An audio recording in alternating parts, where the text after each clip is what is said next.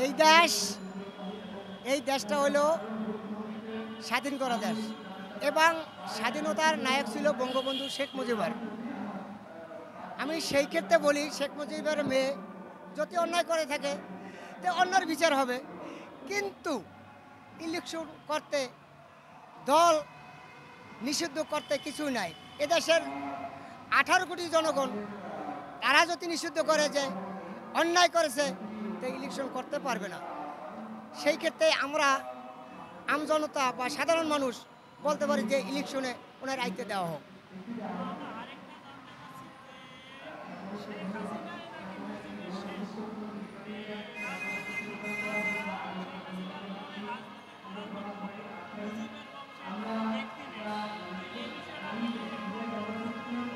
দেখেন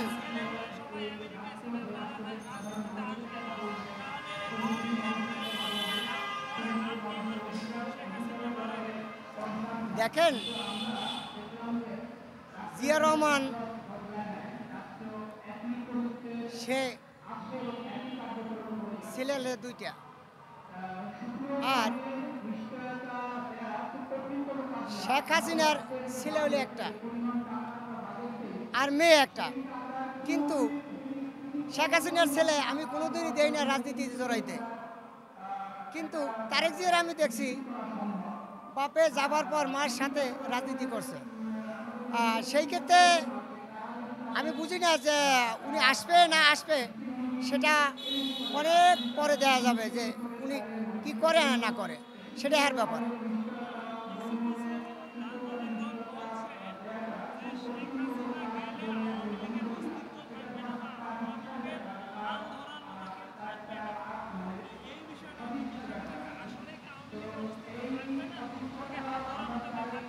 আমি বলি এখন যত আমজনতা যখন গোসান্যা বা গুছাই আছে এই শেখ হাসিনার পক্ষে, যতই যে অনেক ভোটারই আছে, কিন্তু শেখ হাসিনা হাল ছেড়ে দিলে এইটা আর কি থাকবে না, সেইটা দৃঢ় বিশ্বাস।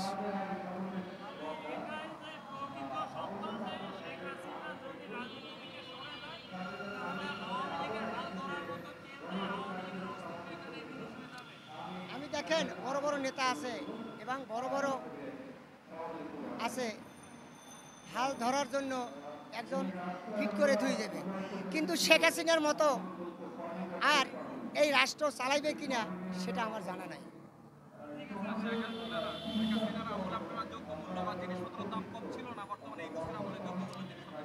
দেখেন শেখ হাসিনার আমলে হাইয়েস্ট কিছু বাড়ছে এবং 5 তারিখের পর কিছু বাড়ছে, হ্যাঁ, তা উচ্চ হয়ে গেছে।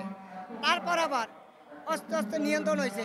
এখনও দর্জি মূল্য আছে, চাউলের কেজি এখনও 82 টাকা, আরও সংস্থান করছে, আরও ব্যাট লাগাইছে যে আরও বাড়তে পারে 10 টাকা। কিন্তু কিন্তু আর তেলের কেজি এখনও 200 টাকা আছে, চিনির কেজি বাড়তি আছে, এই দর্জি মূল্য এখনও কিছু বাড়তি আছে, এইগুলা খেয়াল এখনও করে না। দেখেন শেখ হাসিনার আমলে আমরা 60 টাকা 50 টাকা চাল করেছি, সেই চাল 80 টাকা খাওয়া হয়েছে। হ্যাঁ, এখন সেই চাল 80 টাকার পরও বলে আরও 10 টাকা বাড়াবে।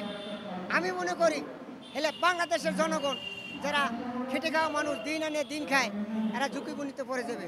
যেমন চাউলের এইটা বেশি লাগে, তেল লাগে, চিনি লাগে, এইটা যদি বৃদ্ধি থাকে তাহলে মনে করেন এই বাংলাদেশের সাধারণ মানুষ, খেটে খাওয়া মানুষ, যারা নিরহ জনগণ, এরা ঝুঁকিপূর্ণিতে পড়ে যাবে। শেখ হাসিনার আমলে আমাকে ইনকাম বেশি ছিল।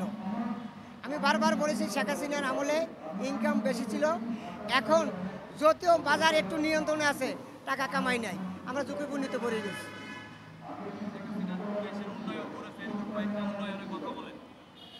দেখেন আমরা অন্য অন্য দলের লোকে যদি বলে যে শেখ হাসিনা কী করেছে আর কি করেছে কি না করেছে, এটা যদি 5টা মানুষ একখানে খাড়ায় তাহলে এই কথাটা ওঠে।